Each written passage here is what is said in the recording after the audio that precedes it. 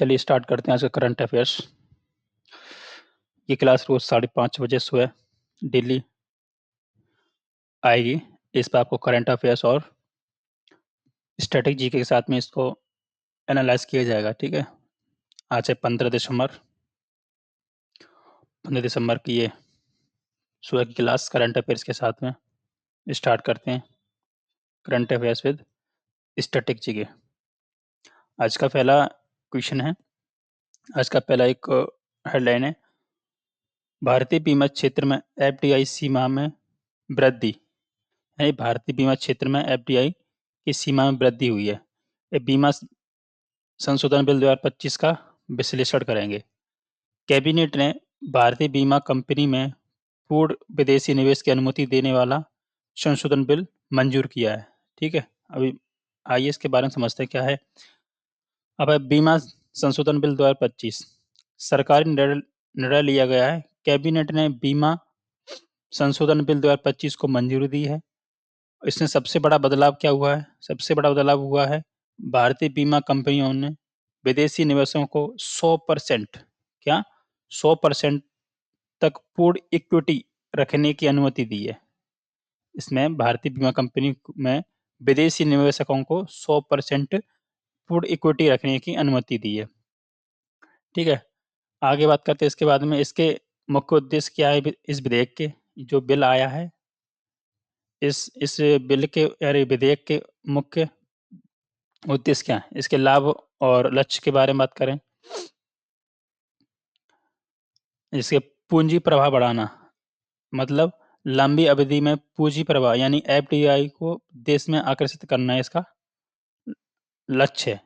प्रतिस्पर्धा सुधारना, बीमा बाजार में प्रतिस्पर्धा यानी कंपटीशन को बढ़ाना है। और बाजार पैठ सुदृढ़ करना यानी ग्रामीण और कम सेवा वाले क्षेत्र सहित बीमा पैठ इंश्योरेंस पेनिट्रेशन को बढ़ावा देना है। और इसमें नियमित सुधार क्या है, मौजूदा कानून में संशोधन करके लाइसेंस और नियमों को सरल बनाना और शासन प्रणाली में सुधार करना इसका उद्देश्य है। ठीक है, नेक्स्ट पॉइंट पे बात करें इसके। अब थोड़ा बात कर लेते हैं स्टैटिक के बारे में। बीमा नियामक और इसका इतिहास। नियामक प्राधिकरण यानी कि IRDAI, इसका मतलब होता है भारतीय बीमा विनियामक और विकास प्राधिकरण। इसका फुल फॉर्म की बात करें, आई से होता है insurance regulatory and development authority of India. इसकी स्थापना 1999 में होती है। इसकी IRDA एक्ट 1999 से इसकी स्थापना होती है। ठीक है, किसकी? Insurance regulatory and development authority of India की। इसका हेड क्वार्टर कहाँ पे है? हैदराबाद में। कहाँ पर है? हैदराबाद, तेलंगाना में। ठीक है, अब एफडीआई की बात करें। एफडीआई होता क्या है? इसको बोलते हैं विदेशी प्रत्यक्ष निवेश। होता क्या है, या एक देश की कंपनी द्वारा एक देश की कंपनी द्वारा दूसरे देश की कंपनी में किया गया दीर्घकालिक निवेश यानी कि दीर्घकालिक निवेश यानी इन्वेस्टमेंट किया जाता है, जो अर्थव्यवस्था के लिए स्थिर पूंजी प्रवाह प्रदान करता है। उसे क्या बोलते हैं? एफडीआई बोलते हैं। यानी एफडीआई मतलब होता है किसी एक देश की कंपनी जब दूसरे देश की कंपनी में किया गया दीर्घकालिक यानी कि लॉन्ग टर्म के लिए इन्वेस्टमेंट किया जाता है, जो व्यवस्था को स्थिर करने के लिए, तो उसे क्या बोलते हैं? एफडीआई बोलते हैं। ठीक है, नेक्स्ट बात करें हम क्वेश्चन पे। बीमा संशोधन बिल 2025, अभी मैंने बताया था बीमा संशोधन बिल 2025 आया है, के अनुसार विदेशी निवेशक अब भारतीय बीमा कंपनियों में कितनी अधिकतम इक्विटी निवेश करेंगे, यानी कि 100% करेंगे। कितना करेंगे? 100%। इसका आंसर सी हो जाएगा। दूसरा क्वेश्चन इसी के बारे में बात करें। भारतीय बीमा क्षेत्र में 100% विदेशी निवेशों की अनुमति का प्राथमिक उद्देश्य क्या है? केवल घरेलू प्रतिस्पर्धा कम करना, लंबी अवधि के पूंजी प्रवाह को बढ़ाना या प्रतिस्पर्धा सुधारना, केवल सरकारी कंपनियों को बढ़ावा देना, बीमा क्षेत्र को पूरी तरह निजी हाथों में फैलाना। यानी कि इसका मतलब क्या हो जाएगा? आंसर बी, लंबी अवधि के पूंजी प्रवाह को बढ़ाना और प्रतिस्पर्धा सुधारना यानी कंपटीशन को सुधारना है। नेक्स्ट क्वेश्चन हमारा, कौन सा है? गूगल का प्रोजेक्ट स्नेचकर, सॉरी, गूगल ने प्रोजेक्ट सनकैचर स्टार्ट किया है। गूगल ने अंतरिक्ष में सौर ऊर्जा से चलने वाले डेटा केंद्रों की संभावनाओं को पता लगाने के लिए प्रोजेक्ट सनकैचर स्टार्ट किया है। ठीक है, किसने किया है? गूगल ने। ये क्या करेगा? गूगल में अंतरिक्ष में जो सौर ऊर्जा से चलने वाले डेटा केंद्र है, डेटा सेंटर है, उनके पता लगाने के लिए प्रोजेक्ट सनकैचर स्टार्ट किया है। किसने किया है? गूगल ने। ठीक है, अब बात करें इंपॉर्टेंट पॉइंट इसके बारे में। क्या है इस परियोजना का नाम? क्या है? प्रोजेक्ट सनकैचर। क्या है? प्रोजेक्ट सनकैचर। और इसकी शुरुआत कब किसने करी है? गूगल ने। किसने करी है? गूगल ने। इसका मुख्य उद्देश्य क्या है? अंतरिक्ष और ऊर्जा का उपयोग करके चलने वाले डेटा सेंटरों की स्थापना, व्यवहार्यता यानी फिजिबिलिटी का अध्ययन करना इसका उद्देश्य है। जरूरत क्या होगी इसमें? उन्नत कंप्यूटिंग आवश्यकताओं को पूरा करना है। इसमें क्या करना है? उन्नत कंप्यूटिंग आवश्यकताओं को पूरा करना है। इसका लाभ क्या होगा? इसका लाभ होगा स्थलीय विद्युत प्रणालियां यानी कि अर्थ बेस्ड पावर सिस्टम है ना, पर निर्भरता कम करना है। शोध के क्षेत्र में क्या करना है? शोध के क्षेत्र में अनुसंधान में अंतरिक्ष यान, वास्तुकला और विकिरण प्रतिरोधी हार्डवेयर और उच्च गति वाले ऑप्टिकल संचार नेटवर्क में ध्यान केंद्रित करना या किया जाएगा। ठीक है, अब बात करते हैं इस क्वेश्चन पे। क्वेश्चन में है तीसरा, गूगल द्वारा शुरू किए गए प्रोजेक्ट सनकैचर का मुख्य उद्देश्य क्या है? चंद्रमा पर मानव बस्ती स्थापित करना, सौर मंडल में नए ग्रहों को खोज करना, अंतरिक्ष में सौर ऊर्जा से चलने वाले डेटा केंद्रों की व्यवहार्यता का पता लगाना, पृथ्वी पर सौर ऊर्जा का उत्पादन करना। इसका आंसर क्या हो जाएगा? सी। क्या हो जाएगा? इसका आंसर हो जाएगा सी। अंतरिक्ष में सौर ऊर्जा में चलने वाले डेटा सेंटरों की क्या करना? व्यवहारिक व्यवहारिकता को पता लगाना। ठीक है, नेक्स्ट क्वेश्चन है, प्रोजेक्ट सनकैचर प्रोजेक्ट सनकैचर किस उद्देश्य को पूरा करने के लिए स्थलीय विद्युत प्रणालियों पर निर्भरता कम करने का प्रयास करता है? यानी कृषि के सुधार में, उन्नत कंप्यूटिंग आवश्यकताओं को पूरा करना, जल परिवहन को आसान बनाना और जीवाश्म को ईंधन निर्यात कराना।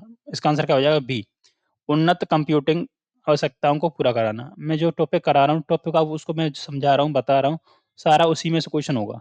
ठीक है, वैसे मैं बना सकता था, एक क्वेश्चन ही बना सकता था, क्योंकि दो दो क्वेश्चन इसलिए बना रहा हूँ, इसलिए आपको उस टॉपिक के बारे में पता रहने क्या है और क्यों है ये। ठीक है,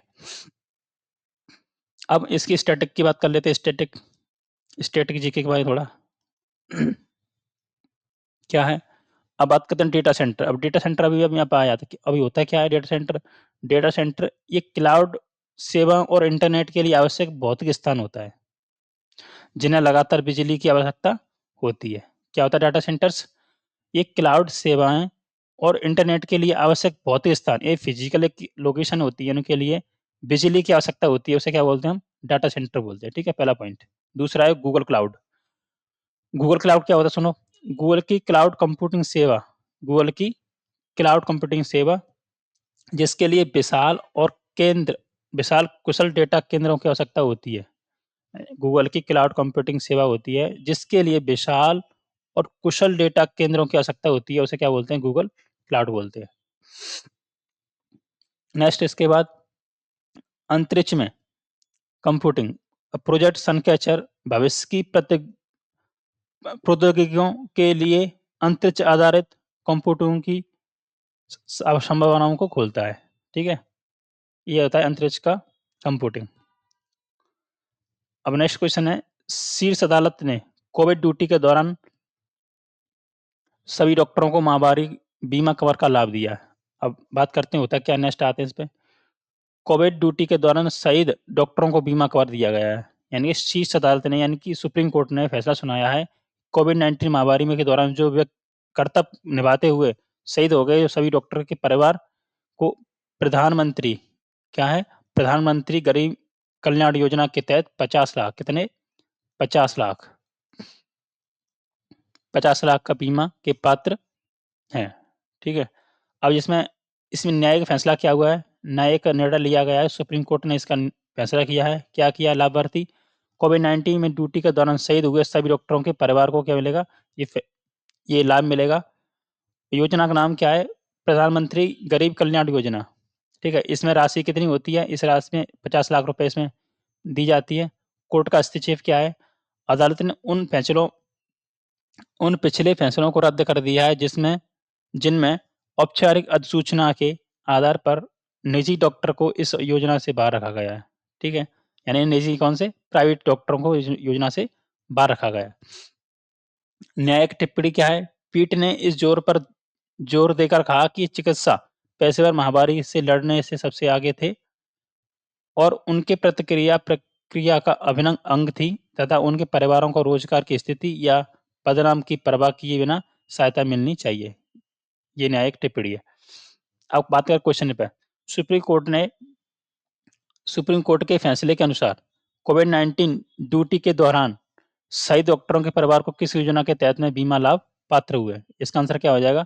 आयुष्मान भारत योजना गलत, प्रधानमंत्री जीवन ज्योति बीमा योजना गलत, प्रधानमंत्री सुरक्षा बीमा गलत, प्रधानमंत्री गरीब कल्याण योजना। इसका आंसर क्या हो जाएगा? डी। ठीक है, प्रधानमंत्री गरीब कल्याण योजना के तहत में कितने रुपए दे रहे हैं? 50 लाख रुपए दिए जा रहे हैं। किसको? जो कोविड-19 में डॉक्टर शहीद हो गए थे उनका परिवार को। ठीक है, नेक्स्ट, प्रधानमंत्री गरीब कल्याण योजना की बात करते हैं। सो इसकी शुरुआत कब होती है? यह योजना मुख्य रूप से कोविड-19 महामारी के दौरान समाज के कमजोर वर्गों की सहायता के लिए 2020 में शुरू की गई थी। किसके लिए? कमजोर वर्ग की सहायता के लिए 2020 में इसको शुरू किया गया था। और बीमा के घटक क्या है इसमें? योजना के तहत स्वास्थ्य सेवा प्रदाताओं यानी कि हेल्थ केयर प्रोवाइडर्स को एक विशेष बीमा कवर प्रदान किया गया था जिसमें सीधे कोविड-19 से लड़ रहे थे। ठीक है, यानी इसमें योजना में क्या था, जो उस समय 2020 में जब कोरोना आया था उसमें, तो इस योजना को स्टार्ट किया मार्च 2020 में। और जो कोविड-19 से लड़ रहे थे उस समय, उनके बीमा के लिए देने के लिए सरकार ने इसको स्टार्ट किया था। नेक्स्ट पॉइंट बात करें, स्वास्थ्य सेवा और संविधान के बारे में बात करते हैं। भारत के संविधान स्वास्थ्य मुख्य रूप से राज्य सूची का विषय है। किसका है? राज्य सूची का विषय भारत संविधान में।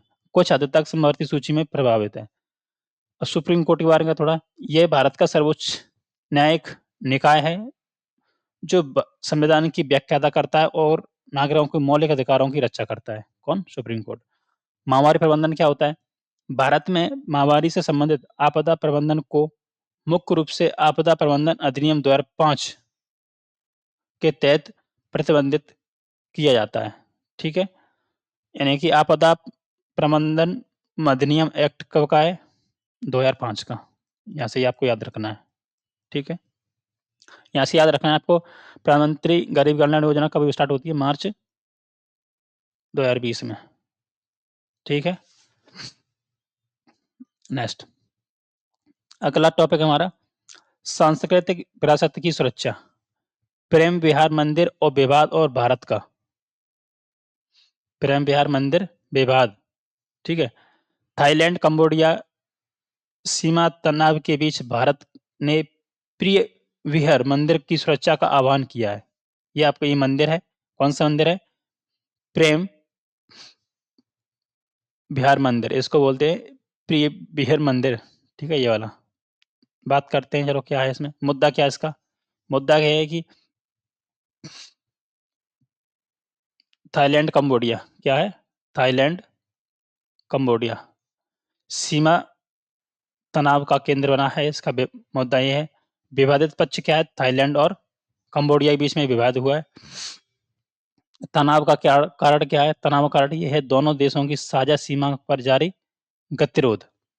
विरासत स्थल की बात करें, यूनेस्को का विश्व धरोहर स्थल प्रेम प्रिय विहार हिंदू मंदिर खतरे में, यानी यूनेस्को में जो शामिल है प्रिय विहार हिंदू मंदिर खतरे में है। भारत की चिंता क्यों है इसमें? भारत की चिंता है मंदिर की संरक्षण सुविधाओं को नुकसान पहुंचने से सूचना है। ठीक है, भारत को अभी सूचना आई है कि उसको नुकसान होने की सूचना मिली है। तो इसमें भारत का आह्वान क्या है? भारत से अपील की गई है शांति और संवाद का समर्थन। भारत ने अपील करी है कि शांति और संवाद का समर्थन करें। तत्काल अनुरोध, दोनों पक्षों द्वारा संयम बरतना और शत्रुता बंद करना, इसका भारत ने अपील यानी अनुरोध किया है, आह्वान किया है। प्राचीन संस्कृत स्थल की रक्षा सुनिश्चित करना, भारत ने ऐसा बोला है। तनाव कम करने के लिए अधिकतम संयम का उपयोग होना, कूटनीति पर क्या करना, जोर देना है। मंदिर को साझा संस्कृति महत्व पर जोर दिया गया है। भारत का सिद्धांत क्या है, तनाव को हल करने और विरासत की सुरक्षा के लिए शांति और संवाद ही एकमात्र रास्ता है। ठीक है, अब बात करें प्रेम विहार मंदिर और यूनेस्को क्या है। अब मंदिर का संबंध क्या है, मंदिर का संबंध है जो प्रेम विहार मंदिर है ना, उसका भगवान शिव को समर्पित है, एक प्राचीन हिंदू मंदिर है। क्या है, भगवान शिव से संबंधित है, यानी भगवान शिव को समर्पित है, एक प्राचीन मंदिर है। कौन सा, प्रेम विहार मंदिर। वास्तुकला की उत्पत्ति क्या है, एक खमेर खमेर राम साम्राज्य 9 से 15 शताब्दी की देन है, यानी खमेर साम्राज्य था उस समय का ये है। वैश्विक मान्यता क्या है इसमें, ये यूनेस्को की विश्व धरोहर सूची में शामिल है, यानी जो प्रेम विहार मंदिर है जो यूनेस्को में विश्व धरोहर शामिल है, और ये भगवान शिव को समर्पित है, वही खमेर साम्राज्य से संबंधित है। अब यूनेस्को की बात करें, यूनेस्को मतलब क्या होता है, संयुक्त संयुक्त राष्ट्र शैक्षिक वैज्ञानिक और सांस्कृतिक संगठन। इसका मुख्यालय पेरिस में। कहाँ पे, पेरिस यानी कि फ्रांस के अंदर। ठीक है, भौगोलिक महत्व, सीमा पर स्थित होने के कारण दशकों में विवाद का केंद्र रहा है। ठीक है, इसका भौगोलिक महत्व क्या है, यानी कि जियोग्राफिकल इंपोर्टेंस क्या है, सीमा पर स्थित होने के कारण दशकों से विवाद का केंद्र रहा है, यानी कि जिनकी सीमा पर है ना, थाईलैंड और क्या है उसका नाम, थाईलैंड और कंबोडिया, इनके सीमा पर क्या है, ये केंद्र पर है, इसीलिए ये विवाद बना रहता है। ठीक है, अब क्वेश्चन की बात करें, प्रेम विहार मंदिर, सॉरी प्रेम नहीं है, प्रेय विहार हिंदू मंदिर का किस देवता को समर्पित है, यानी भगवान शिव को समर्पित है। नेक्स्ट बात करें, प्रेय विहार मंदिर का निर्माण मुख्य रूप से किस साम्राज्य के दौरान हुआ था, यानी कि खमेर साम्राज्य के दौरान। ठीक है, यहाँ से क्लियर हो गया पूरा एक टॉपिक। नेक्स्ट टॉपिक हमारा मखाना क्या है, मखाना क्षेत्र का समेकित विकास, 476 करोड़ की केंद्रीय क्षेत्र की योजना। केंद्र सरकार ने मखाना क्षेत्र को समेकित विकास के लिए 476 करोड़ रुपए की योजना शुरू की है मखाना के लिए। आइए इसके बारे में बात करें, क्या है स्कीम का ओवरव्यू करते हैं, योजना का अवलोकन। मुख्य विवरण इसका क्या है, कुल आवंटन कितना है, 476.03 करोड़ रुपए इसके लिए कुल आवंटन किए गए सरकार ने। कवरेज अवधि कितनी होगी इसकी, 2025 से लेकर 2030-31 तक। योजना का प्रकार क्या है, केंद्र सरकार द्वारा 100% वित्त पोषित केंद्रीय क्षेत्रों को योजनाएं। ठीक है, केंद्र सरकार का योजना का प्रकार क्या है, केंद्र सरकार द्वारा 100% वित्त पोषित केंद्रीय क्षेत्र की योजना। शुभारंभ स्थल क्या है इसका, नवगठित राष्ट्रीय मखाना बोर्ड। पहली बैठक कहाँ हुई है, नई दिल्ली के अंदर इसकी है, नया बनाया राष्ट्रीय मखाना बोर्ड। इसकी पहली बैठक कहाँ हुई है, नई दिल्ली के अंदर। तो वहीं पर इसका मीटिंग होने के बाद वहीं पर इसको बताया गया है कि इसको 476.03 करोड़ रुपए इसके लिए खर्च होंगे, और इसका कवरेज क्षेत्र क्या रहेगा, अवधि टाइम पीरियड रहेगा इसका 25 से लेकर 31 तक। ठीक है, अब इसकी मुख्य फोकस की बात करें, विकास के मुख्य स्तंभ क्या है, अनुसंधान और बीज, मतलब अनुसंधान, नवाचार और गुणवत्तापूर्ण बीज उत्पादन पर विशेष ध्यान देना है। क्या करना है, अनुसंधान और नवाचार और गुणवत्ता के बीज उत्पादन पर विशेष ध्यान देना है। किसान सशक्तिकरण, किसान क्षमता निर्भर और प्रशिक्षण देना है। फसल प्रबंधन करना है, कटाई के बाद सुधारों पर ध्यान केंद्रित करना है। बुनियादी ढांचा करना है, क्या करना है, प्रसंस्करण और बुनियादी ढांचे के विकास को मजबूत करना है। ये इसके बुनियादी ढांचा है, प्रसंस्करण और बुनियादी ढांचे को विकास को मजबूत करना है। ठीक है, और किसान के लिए क्या करना, किसान क्षमता निर्माण और प्रशिक्षण इनको देना है। ठीक है, और रिसर्च, अनुसंधान और बीज के अनुसंधान और नवाचार और गुणवत्तापूर्ण बीज उत्पादन पर विशेष ध्यान देना है। ठीक है, ये मुख्य इसके पॉइंट हो गए। चलो आगे बात करते हैं, व्यापक लक्ष्य से क्या है, ब्रॉडर गोल्स, यानी देखो मूल श्रृंखला का सुदृढ़ीकरण। योजना का लक्ष्य मखाना मूल श्रृंखला के निम्नलिखित पहलुओं को मजबूत करना है। क्या करना है इसमें, प्रसंस्करण करना है यानी प्रोसेसिंग करना है, ये इसके क्या है मुख्य लक्ष्य। मूल्यवर्धन करना है, वैल्यू एडिशन करना है, विपणन करना है, मार्केटिंग करना है और निर्यात प्रोत्साहन यानी कि एक्सपोर्ट प्रमोशन देना है, यानी कि बाहर भी बेचना है। मखाना के बारे में बात कर ले, मखाना होता क्या है। नाम है इसका फॉक्सनट है, या कमल बीज भी किसको कहते हैं, मखाना को क्या कहते हैं, फॉक्सनट या कमल बीज भी कहते हैं इसको, लोटस सीड या फॉक्सनट। भारत का स्थान कहाँ पे, मखाना सबसे बड़ा वैश्विक उत्पादक है। भारत में सबसे बड़ा वैश्विक बड़ा उत्पादक है, यानी कि सबसे ज़्यादा प्रोड्यूसर है मखाने का। जीआई टैग बिहार की मिथिला मखाना को जीआई टैग प्राप्त हुआ है। बिहार का क्या है, मिथिला मखाना, इसको क्या मिला है, जीआई टैग मिला है। ठीक है, जीआई टैग कब का एक्ट है, जीआई टैग कब का एक्ट है, 1999 का। अगर इसकी बात करें, फर्स्ट जीआई टैग कब मिला था, first GI tag GI tag कब मिला था, ये मिला था 2000 नहीं, फर्स्ट जीआई टैग मिला था ये 2004 में। ठीक है, किसको मिला था, दार्जिलिंग की चाय को, दार्जिलिंग की चाय। ठीक है, और लागू कब होता है ये, और लागू होता है 2003 में। कब, 2003 में लागू होता है जीआई टैग। अब पोषण क्या होता है, प्रोटीन और फाइबर से भरपूर एक जलीय पौधा उत्पाद है। ठीक है, पोषण जो मखाना में होता है प्रोटीन और फाइबर से भरपूर होता है। ठीक है, अब बात करते हैं क्वेश्चन पे।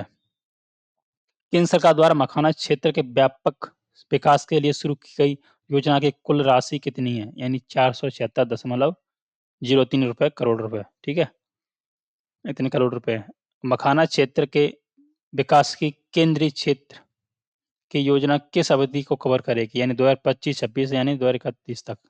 ठीक है, इसका आंसर भी हो जाएगा। नेक्स्ट कोई टॉपिक हमारा, भारत का कॉर्पोरेट बॉन्ड बाजार मतलब नीति आयोग की रिपोर्ट मौजूद रहा, यानी नीति आयोग की रिपोर्ट आई है। नीति आयोग ने भारतीय कॉर्पोरेट बॉन्ड बाजारों को मजबूत करने के लिए रिपोर्ट प्रकाशित की है। कौन सी की, आगे देखते हैं। रिपोर्ट का अवलोकन ओवरव्यू करते हैं। यहाँ पे जारीकर्ता कौन है, नीति आयोग। नीति आयोग ने रिपोर्ट जारी करी है, इसका टाइटल शीर्षक क्या है, भारत में कॉर्पोरेट बॉन्ड बाजार को गहरा करना। लक्ष्य इसका क्या है, देश के कॉर्पोरेट बॉन्ड बाजार को मजबूत करना है इसका। ठीक है, उद्देश्य क्या है, दीर्घकालिक पूंजी आवश्यकताओं को समर्थन करने के लिए लचीला वित्तीय तंत्र बनाना है इसका उद्देश्य। अब इसका इंपॉर्टेंस ऑफ कॉर्पोरेट बॉन्ड्स की बात करें, इसकी महत्व की, अर्थव्यवस्था के लिए क्यों जरूरी। ठीक है, क्यों जरूरी इसकी बात करते हैं। दीर्घकालिक वित्त पोषण, दीर्घकालिक वित्त पोषण कंपनियों के लिए स्थिर और दीर्घकालिक वित्त पोषण सुनिश्चित करना है। वित्तीय स्थिरता, बैंकों पर अत्यधिक निर्भरता को कम करना और वित्तीय जोखिम को वितरित करना है। पूंजी की उपलब्धता, बुनियादी ढांचा परियोजनाओं और औद्योगिक विस्तार की पूंजी के लिए आसान उपलब्ध बनाना है। ठीक है, अब नीति आयोग के बारे में बात कर लें। नीति आयोग क्या है, नीति आयोग की स्थापना 1 जनवरी 2015 को होती है और ये योजना आयोग के स्थान पर आया था। किसके आयोग पे, योजना आयोग के स्थान पर आया था। ठीक है, योजना आयोग कब आया था, 1950 में। कब आया था, 1950 में आया था। ठीक है, योजना आयोग। इसकी भूमिका क्या है, भारत सरकार का प्रमुख नीति थिंक टैंक है, यानी कि इसको नीति आयोग को और क्या कहते हैं, थिंक टैंक कहते हैं। ठीक है, बॉन्ड बाजार क्या है, यह वह बाजार है जहां कंपनियां अपनी दीर्घकालिक पूंजी आवश्यकताओं को पूरा करने के लिए यानी कि लोन बॉन्ड जारी करती है। ठीक है, रेड बॉन्ड बाजार क्या होता है, वह बाजार है जहां कंपनियां अपनी दीर्घकालिक पूंजी आवश्यकताओं को पूरा करने के लिए बॉन्ड जारी करती हैं, लोन का। ठीक है, आगे बात करते हैं क्वेश्चन। नीति आयोग नीति आयोग की रिपोर्ट किस प्रकार पूंजी आवश्यकताओं को पर केंद्रित है, इसका क्या हो जाएगा, दीर्घकालिक के लिए। ठीक है, रिपोर्ट जो आया है पूंजी आवश्यकताओं पर केंद्रित है दीर्घकालिक के लिए। नीति आयोग ने किस योजना का स्थान लिया था, उसका योजना आयोग का। ठीक है, 1950 का है। नेक्स्ट टॉपिक की बात करें, कार्यस्थल पर संरक्षण को मजबूत करना, यानी सुप्रीम कोर्ट का पीओएसएच अधिनियम 2013 के महत्वपूर्ण फैसला आया है। सुप्रीम कोर्ट ने महिलाओं के कार्यस्थल संरक्षण को मजबूत करने के लिए पॉक्स कानून के दायरे में व्यापक बनाना है। चलो बात करते हैं तो क्या पॉक्स कानून। अब यहाँ पे कोर ऑफ डिसीजन बात करें यानी निर्णय का सार क्या है। पीओएसएच अधिनियम के दायरे का विस्तार। अधिनियम है 2013 का। महिलाओं के कार्यस्थल पर यौन उत्पीड़न यानी रोकथाम निषेध और निवारण अधिनियम 2013 यानी पोष है ना। ये क्या है, महिलाओं के कार्यस्थल पर यौन उत्पीड़न होता है उसके रोकथाम के लिए निषेध और निवारण के लिए 2013 का क्या है एक्ट, एक कानून है। ठीक है, कब का एक्ट है? 2013 का एक्ट, एक कानून है, अधिनियम है। और निर्णय से सुप्रीम कोर्ट ने क्या लिया है? सुप्रीम कोर्ट ने अधिनियम के क्षेत्राधिकार संबंधी प्रावधानों को स्पष्ट किया है और उसका उद्देश्य क्या है? उसका उद्देश्य कार्यस्थल पर महिलाओं को संरक्षण को मजबूत करना है। ठीक है, नहीं महिला जहाँ काम कर रही हैं अपने उनके संरक्षण यानी कि उनकी रक्षा के लिए उसके क्या करना, मजबूत करना है। ठीक है, बात करते हैं इसकी मुख्य क्षेत्राधिकार बिंदु। जैसे आईसीसी और अलग का संगठन, आंतरिक शिकायत समिति, इंटरनेशनल कंप्लेंट कमेटी है ना, कार्यस्थल पर यौन उत्पीड़न की शिकायतों की जांच करने के लिए अनिवार्य है। यानी कार्यस्थल पर यौन उत्पीड़न शिकायतों के लिए जांच कौन करता है? आईसीसी, उसको बोलते हैं internal internal complaint internal complaint committee. ठीक है, कमेटी। सुप्रीम कोर्ट का फैसला क्या आया है? आईसीसी आंतरिक शिकायत समिति शिकायत की जांच कर सकती है। सुप्रीम कोर्ट ने ऐसा फैसला सुनाया है। और परिस्थिति क्या है? यह तब यह तभी संभव है जब आरोपी एक अलग विभाग या संगठन से संबंधित हो। यानी कि आरोपी कैसा हो? एक अलग विभाग या संगठन से संबंधित हो। महत्व, यह सुनिश्चित करना यह करता है कि न्याय बाधित ना हो, भले ही आरोपी और पीड़ित अलग-अलग संस्थाओं से जुड़े हों। ठीक है, यानी कि आरोपी कहीं दूसरे विभाग से है और जो पीड़ित है किसी दूसरे विभाग से, ये ज़रूरी नहीं है। न्याय बाधित नहीं होना चाहिए। उसके लिए आईसीसी यानी कि आंतरिक शिकायत समिति इसका जाँच कर सकती है। अब कानूनी पृष्ठभूमि की बात कर लेते हैं। आधार दिशा निर्देश विशाखा बनाम राजस्थान राज्य। विशाखा बनाम राजस्थान राज्य 1997 मामले का उत्पन्न विशाखा निर्देश है। यानी कि जो विशाखा गाइडलाइन है, क्या है? विशाखा गाइडलाइन,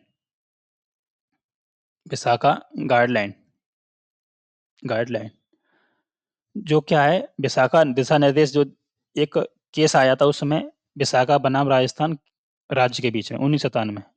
अब इसमें क्या है? अधिनियम की आवश्यकता क्या है? 10 से अधिक कर्मचारी वाली प्रत्येक कार्यस्थल पर आईसीसी का गठन अनिवार्य है। यानी इस एक्ट में बताया था कि अगर कहीं पर 10 से अधिक उस कार्यस्थल पर कर्मचारी हैं तो उसके लिए आईसीसी का गठन अनिवार्य है।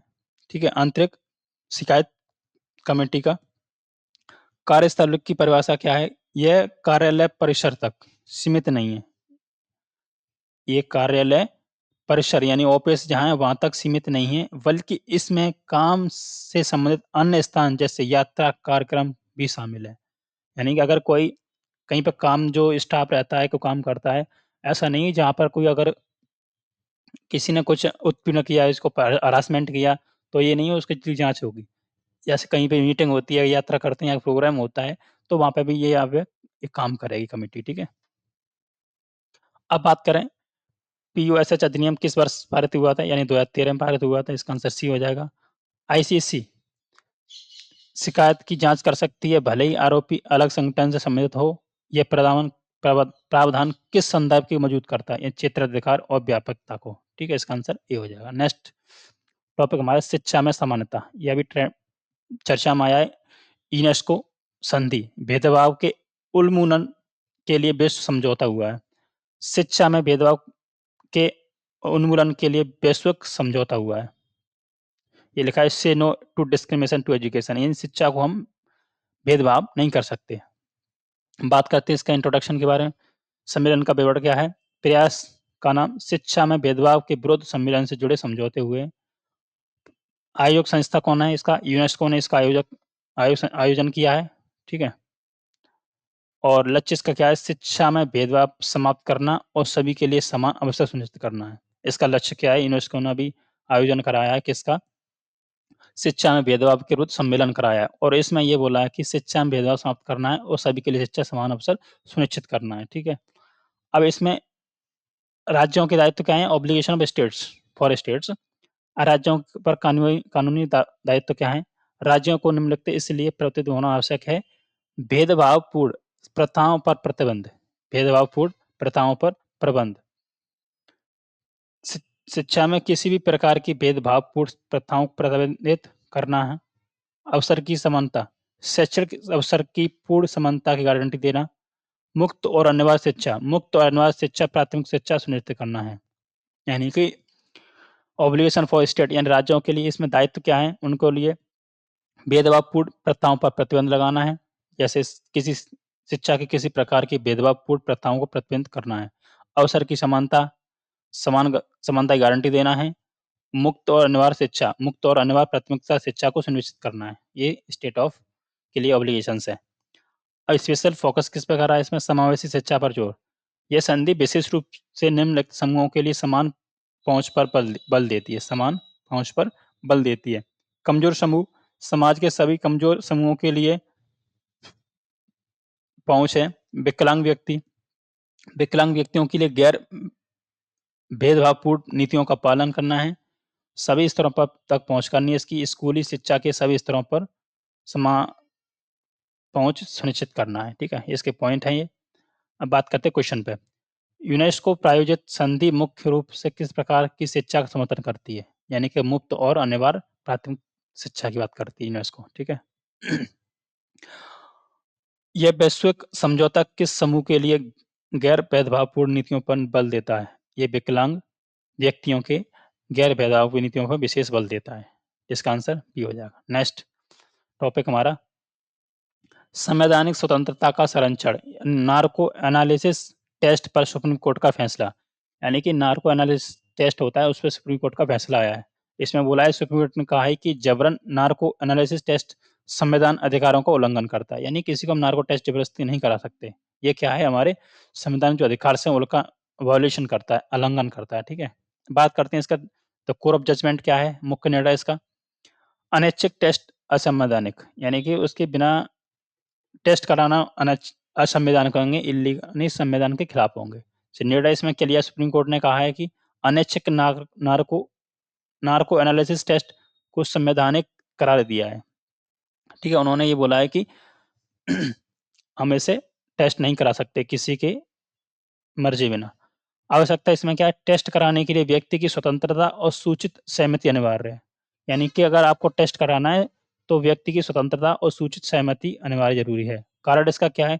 जबरन टेस्ट आत्म अभियोजन के विरुद्ध मौलिक अधिकारों का उल्लंघन करता है, ठीक है? ये इसमें कारण था इसका।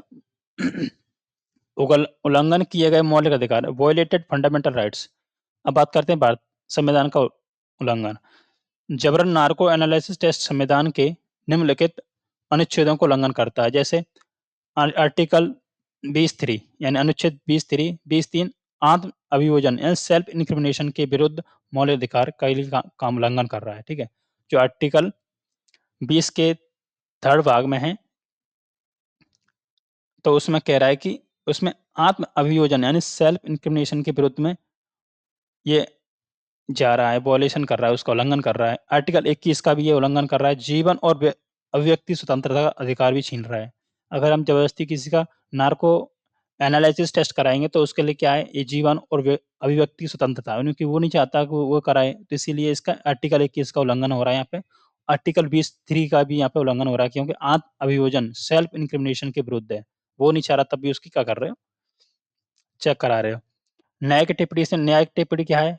कोर्ट ने क्या बोला है? यह फैसला व्यक्तिगत स्वतंत्रता को राज्य के हस्तक्षेप को बचाने के लिए सुप्रीम कोर्ट की प्रतिबद्धता को दर्शाता है। यानी इसमें न्यायिक टिप्पणी ये बताई गई कि जो ये फैसला व्यक्तिगत स्वतंत्रता को राज्य के हस्तक्षेप से बचने के लिए सुप्रीम कोर्ट की प्रतिबद्धता को दर्शाता है। अब बात करते हैं नार्को टेस्ट क्या है? वैज्ञानिक और कानूनी संदर्भ में इसके बारे में बात कर लेते हैं नार्को के बारे में। ये प्रक्रिया इस टेस्ट में ट्रुथ सीरम जैसे सोडियम पेंटोथॉल का उपयोग होता है। यानी कि इस टेस्ट में क्या होता है, ट्रुथ सीरम का यूज़ होता है, जैसे सोडियम पेंटोथॉल का उपयोग होता है।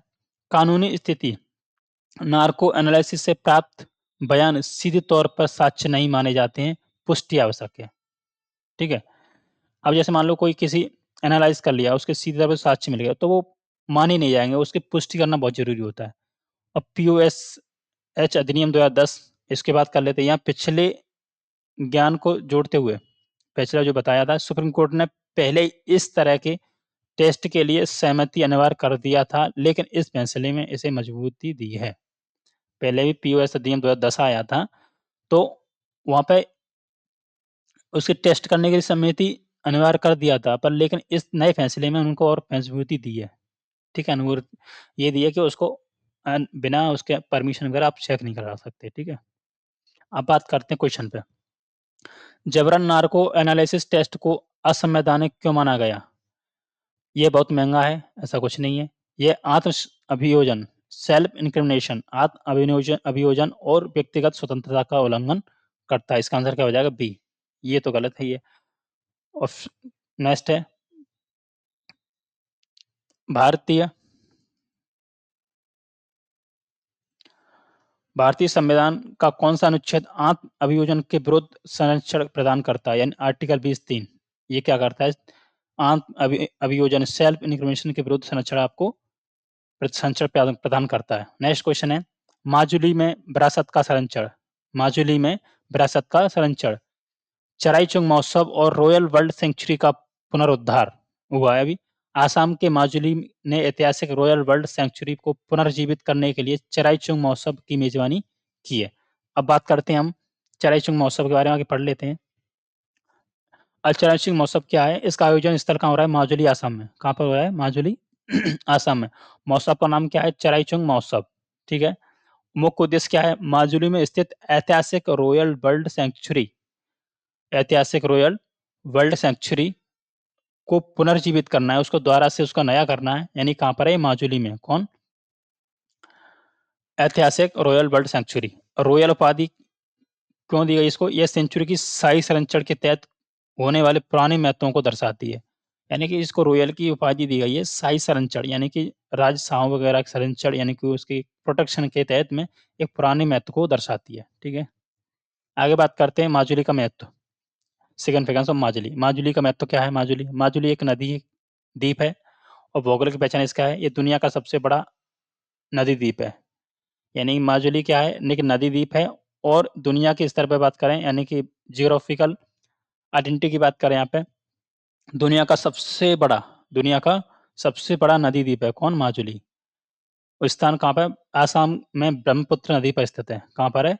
आसाम में ब्रह्मपुत्र नदी पर स्थित है। कौन? माजुली। ठीक है? सांस्कृतिक सांस्कृतिक केंद्र, आसाम की नव वैष्णव संस्कृति का प्रमुख केंद्र है। यानी कि आसाम में जो है नव वैष्णव संस्कृति का प्रमुख सेंटर बना हुआ है। संरक्षण की आवश्यकता क्या है? ये क्षेत्र गंभीर और कटाव और पर्यावरणीय जोखिम का सामना कर रहा है, इसीलिए इसके लिए इस प्रोटेक्शन की जरूरत पड़ी हुई है। संरक्षण और विरासत के बारे में बात करें, बर्ड सैंक्चुरी। बर्ड सैंक्चुरी क्या होता है? पक्षियों की प्रजाति और उनके आवास को संरक्षित करने के निर्दिष्ट क्षेत्र हैं। आसाम के अन्य संरक्षित क्षेत्र, यानी काजीरंगा नेशनल पार्क, एक सींग वाले गैंडे और मानस मानस नेशनल नेशनल पार्क यानी राष्ट्रीय उद्यान, यानी काजीरंगा राष्ट्रीय उद्यान और मानस राष्ट्रीय उद्यान कहाँ के? आसाम में हैं। और जो काजीरंगा नेशनल पार्क है, एक सींग वाले गैंडे का है। ठीक है? चराई-चुंग का महत्व बताएं यहाँ पे। यह महोत्सव समुदाय आधारित संरक्षण मॉडल को बढ़ावा देता है, जहां स्थानीय लोग विरासत और पर्यावरण की रक्षा में शामिल होते हैं। ठीक? माजुली द्वीप किस नदी पर स्थित है? यानी कि ब्रह्मपुत्र पे। इसका आंसर सी हो जाएगा। माजुली को भौगोलिक रूप से किस रूप में जाना जाता है? दुनिया का सबसे बड़ा नदी द्वीप है। इसका आंसर सी हो जाएगा। डी हो जाएगा। हाँ, सी। ठीक है। ठीक है, धन्यवाद आपका। ये सारे मैंने करंट अफेयर्स पूरा करा दिए हैं। आपका करंट अफेयर्स कंप्लीट हो गया है। उम्मीद करता हूँ आपको अच्छा लगा होगा। इसमें मैंने with photo, with point wise आपको समझाया है। इसमें मैंने पहले आपको टॉपिक बताया, फिर उसके बेस में क्वेश्चन कराए हैं। एक क्वेश्चन मैं अब करा सकता था, मैं आपको 2-2 क्वेश्चन कराए हैं और इसीलिए कराए हैं कि आपको टॉपिक बिल्कुल मजबूत 30 से आपको पकड़ होनी चाहिए, उस पे आना चाहिए। कभी ये क्वेश्चन पेपर में आ जाए, तो आपको ना ही स्टैटिक का, ना ही करंट अफेयर्स को छूटना चाहिए। आप इस क्लास को डेली देखें और इस क्लास की पीडीएफ लेने के हमारे टेलीग्राम चैनल को जुड़ सकते हैं। जो हमारा यहाँ पे लिंक दे रखा है, ये रहा, यहाँ पे स्कैन करें, यहाँ पे आपको पीडीएफ मिल जाएगी, यहाँ पे क्लास की लिंक मिल जाती है। ये सोशल मीडिया पे यहाँ पे फॉलो कर सकते हो बारकोड से, फेसबुक, इंस्टाग्राम और यूट्यूब पे, ठीक है? और अब अगर आपको वीडियो अच्छा लग रहा है, क्लास अच्छी लगी है, तो शेयर ज़रूर करें, अपने दोस्तों को ज़रूर बताएँ इस क्लास के बारे में। ये गारंटी दे रहा हूँ, ये क्लास आपके लिए बहुत ही मजबूत बनाएगी और हर परीक्षा में क्वेश्चन ज़रूर फँसेंगे। अगर यहाँ से क्वेश्चन आया करंट अफेयर्स से और स्टैटिस्टिक्स से, आप ज़रूर कर पाओगे इसको, ठीक है? तो बने रहें हमारी क्लास में अगले क्लास के लिए। तो तब तक क्लास को हम एंड करते हैं। धन्यवाद।